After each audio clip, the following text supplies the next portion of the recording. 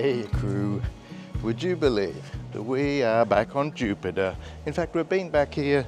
We came back last month as well, did some work. For those of you that don't know, yeah, we're probably 2 or 3 months behind on the regular vlogs, and we've been back here for a couple months. If you guys want to stay up to date with what we're doing, I'd love to have you over there on Patreon on our Jupiter crew. Well, we are not sailing, we are fixing. Jupiter's been down here in Mexico for a couple of years, year and a half actually. Apart from being covered in dust, we've got a few jobs that we want to get done. But to start with, although it looks beautiful and sunny down here, it is freezing cold at night time. Thankfully, Banggood have sent us a diesel heater to try out. We just got to put it together. That's my job for the day.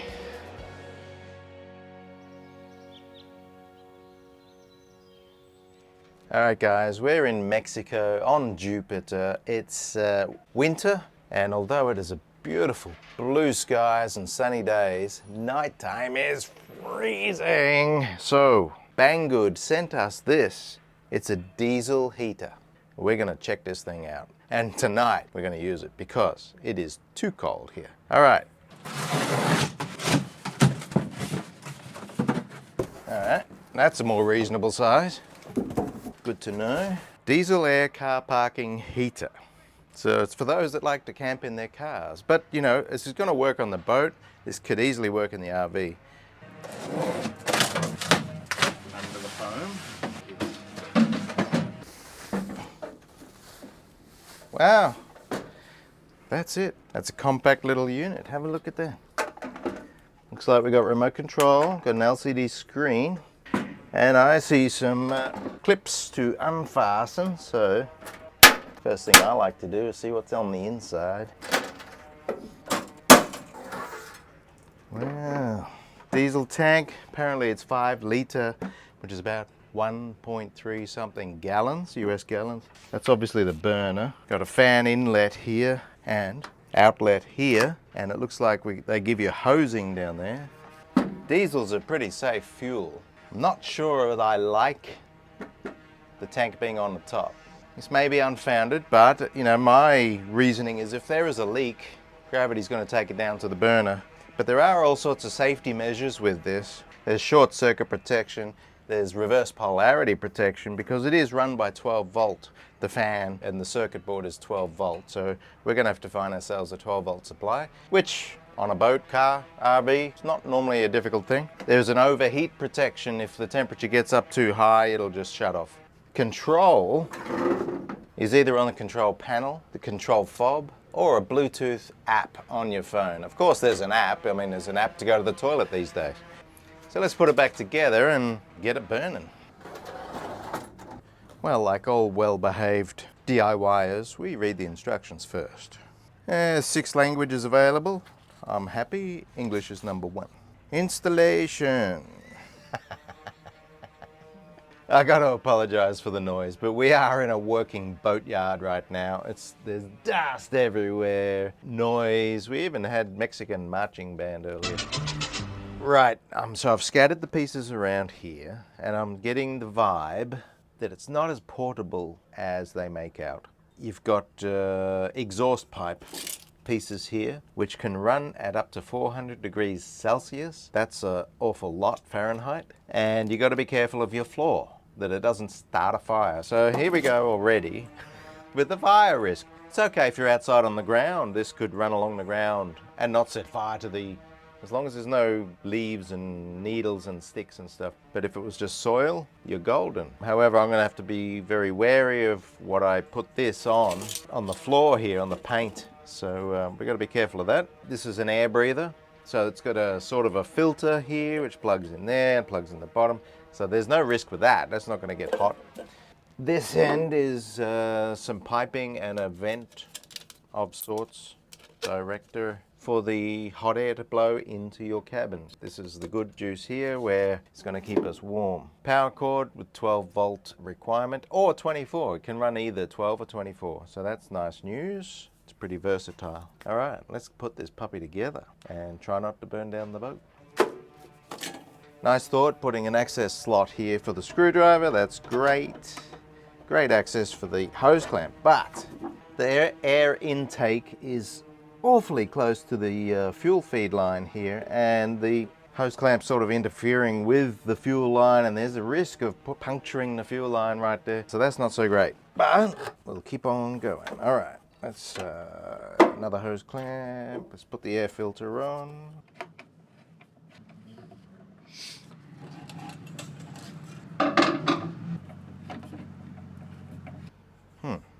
I guess it just bends.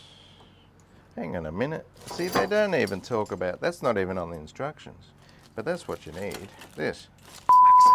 Okay, so the instructions, this is what the instructions show, and this is not bendable. So, thankfully, regardless of the instructions, there is another part which is not even in the confirmation of parts list, but I'm glad they put it there. So let's rip this off. I sort of had the idea this was bendable, but not really. Maybe it is, but I don't want to risk breaking it. So now we got this elbow, and there's the slot out the back side there, so that's where it goes. That's nice. Now this is pipe, stiff pipe. I'm doubting the hose clamp's going to tighten that on, but let's try. And also, because this was not in the parts list, we might be short one hose clamp. Let's see how we go with that. This goes there. Well, that's as tight as I can do that. Yep, stable enough. Good.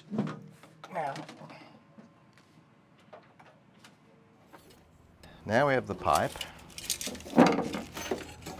So obviously you can bend this to where you want it to go, but it's going to change.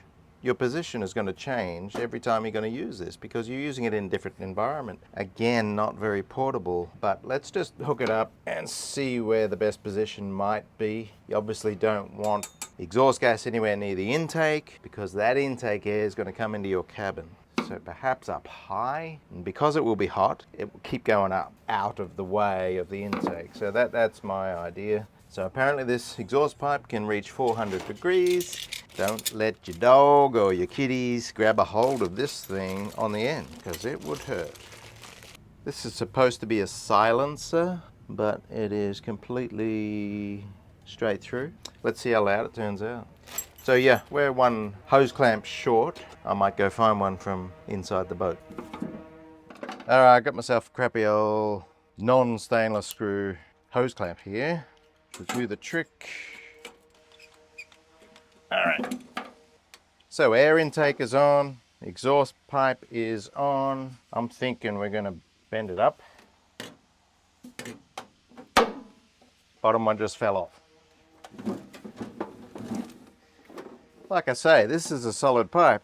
Hose clamp's never gonna keep that on. Just can't get that tension. But I'll try. I'll do the bending first. Something like that.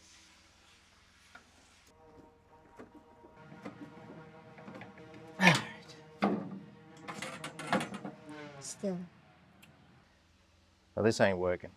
I mean, concept should be fine, but this is never going to get tight enough to stay put. And it's pretty dangerous. 400 degrees Celsius gas is coming out of there. Hose clamp. All right, it's better. Let's do the hot air outlet. Can expand this, I'm guessing. Not sure how much, but not much. Just a little bit. This hose clamp on.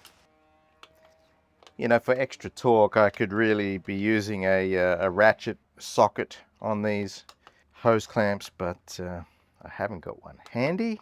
And I'm suspecting that I'll just strip out the hose clamp anyway with too much torque. So that's on. I guess we want it pointing down, and then the heat will rise. So it's going to go there. Like so. All right. Oh,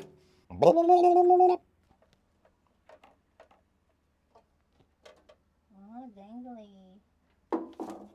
Lots of dangleberries. So as you can see, there's plenty of hardware left over for the more permanent installation, which we don't want to use, and frankly is a little deceiving to call it a portable unit. We're still going at it. We're still going. Huh. So it's just a bit of 2-core, of course, 12 volt or 24, but the wrapping, the wiring is pretty amateur. It's just sort of fabric tape wrapped around in a pretty ugly looking way. And to be honest, it's, what is it, 4 feet, maybe 5, not very long. You're going to want to position this not necessarily under your hood. This won't even reach the ground. So if you're up on your battery post up here, as you would be if you're car camping, this will only just reach the ground. And that means your outlet here is right in front of your car hood, right in front of your car. But this is easy enough to get some more 2-core and extend this. Yeah, it's no huge deal.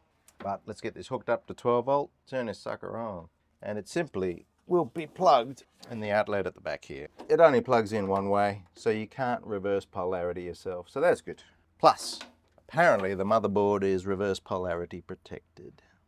Alright, I've disconnected my engine cables and attached the 12 volt supply down here using the bolts because it can draw up to 15 amps. And 15 amps is not small, so I want a good connection. The other thing is there's no fuse that's obvious here. With 15 amps running, this wire is unprotected as far as I know. I mean, there may be protection on the motherboard, but what about the wiring? There really should be a fuse incorporated into the positive lead here. And if I were you and we had one of these, I would definitely install your own fuse. You can buy a fuse holder and then just hook it up. All right, we are hooked up. Power to the unit. Let's get this thing blowing. Oh, got to put diesel in first. All right, let's do that. Comes with its own filter, which is nice. I'll leave it where it is, but it's very shallow, so let's see how quickly this diesel goes in. Very shallow, so you can't put your nozzle in very far before so it's a little awkward. I think we'll leave it at that, just a few cups.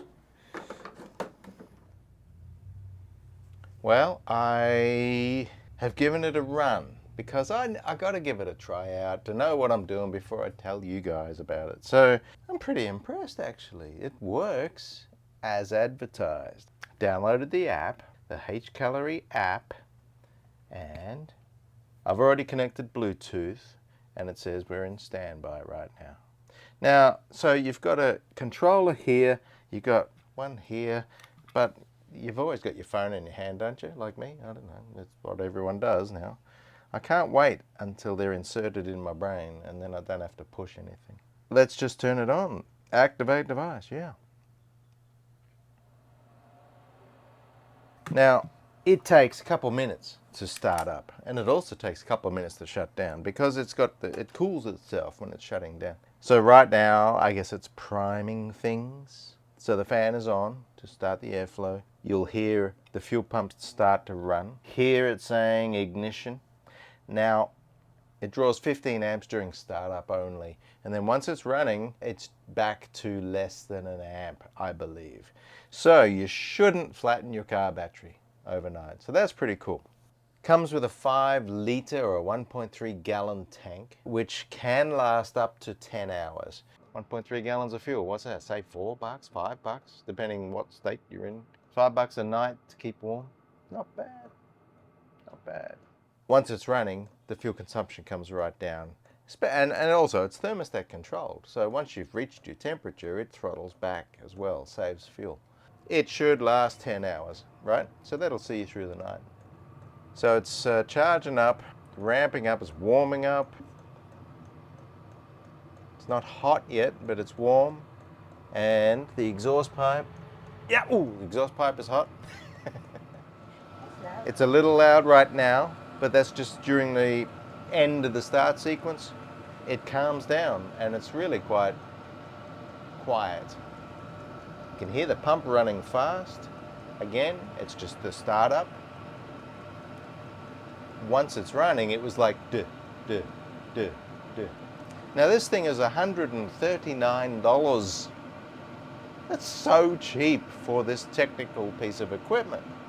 I mentioned a couple of the safety things which I'd like to see changed. I'd like to see a obvious fuse in the DC power. That bottom exhaust elbow isn't very secure just with a hose clamp. The diesel tank on top, I can live with it. I know I used to fly paragliders, paramotors with a big fanny on my back and a wing. I used to fly with gasoline tank and it was on top of the engine too. So if there's a leak, it's dripping down. So this is not unusual to be in this configuration. For 139 bucks, I would definitely give this a go. This is really pumping out now. Like I say, it'll calm down in a minute and it'll be a little quieter. We're showing Bluetooth connectivity, the thermostat temperature, can't really tell. This is saying that air is coming in and air is going out, and the battery's saying, well, you've got a battery.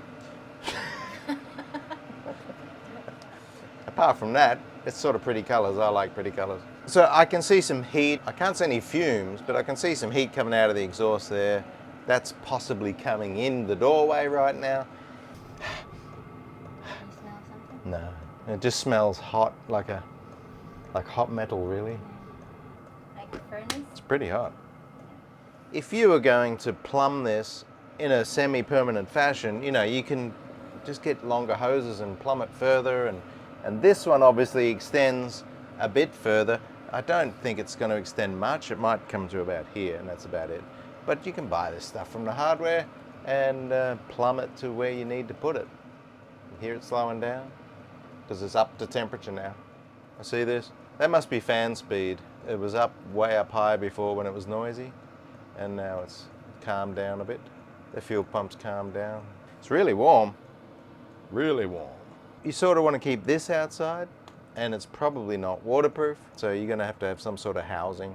The portability name is arguable, but for 139 bucks, it's a really good unit. If you want to warm up, that's way, way better than this bloody thing. And this is only good if we got shore power. Yeah, we can't run this on the batteries for long. And it's really hot and really quiet. It's such a low risk, 139 bucks for a nice heater. Like I say, I wouldn't think that it's waterproof. There's obviously holes and stuff in the cabinetry. You don't want to leave it out in the rain, but you kind of do need it outside. So diesel heaters for boats generally start around $1,000 for the unit plus installation, right? If you can make this work for your boat or your RV, pretty impressed. Pretty impressed. You want some? Okay. You want some?